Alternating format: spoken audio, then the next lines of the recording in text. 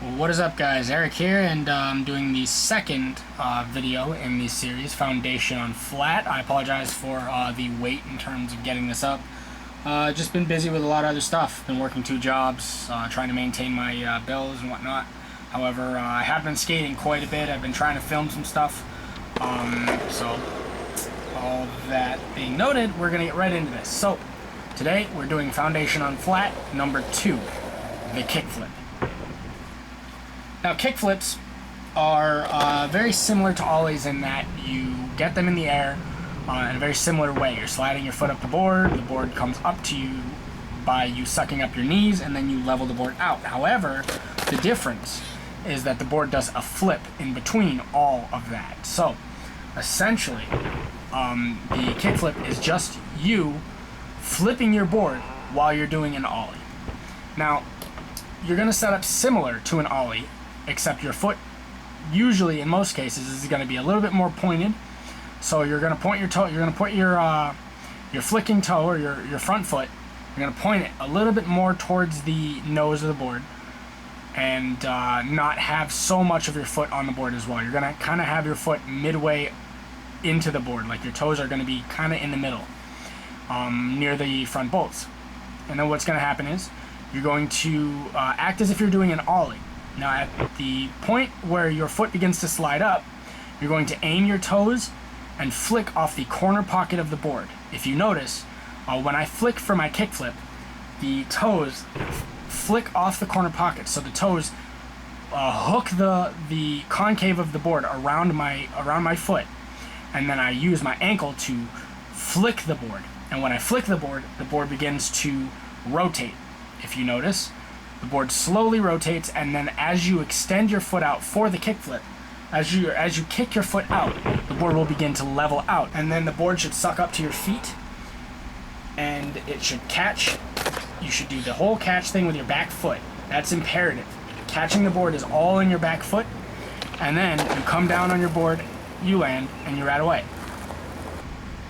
Now, some common mistakes with this trick that I notice, in especially beginners, is when you flick for your kickflip, you sometimes put your foot too far off the board, too far off the side. So you might put your foot a little bit closer to the heel side of your board and kind of kick down, and that's not necessarily the best way to do it. You're going to get really mob kickflips that way, and your kickflips are going to rock it. Usually, like in most cases, they're going to rock it.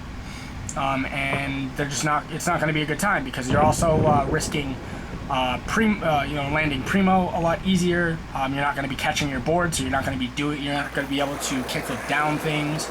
It's just going to make things a lot more difficult if you kick down when you attempt to kickflip.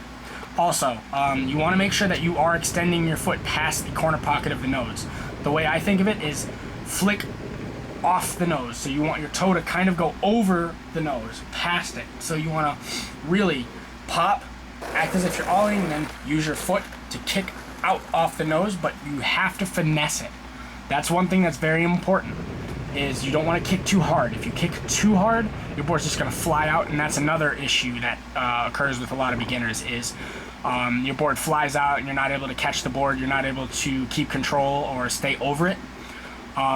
So I recommend practicing this trick in the grass.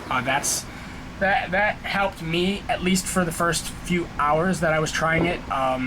It allows the board to stay still. You want to make sure that you're flicking out if you're going to be trying this trick down anything. I mean, obviously, you want to get this trick on lock before you're trying it down anything. But it's more a matter of just learning the finesse of the ankle, learning how to flick the board. That's the way that I see it. So, but other than that, guys, kickflips are pretty simple. You can do them into or off of or onto anything. They're really adaptable. They're really good for slides and grinds. They're good for doing over gaps and sets. They're good for doing up things. You can do them into manuals. They're just easily one of the most adaptable tricks because they are one of the simplest and therefore one of the most adaptable. So have fun with it. Keep trying. If you guys, if it takes time, it takes time. I mean, it's not going to come to you overnight. You have to practice and practice and practice. So just keep on that, and I'll see you guys in the next one.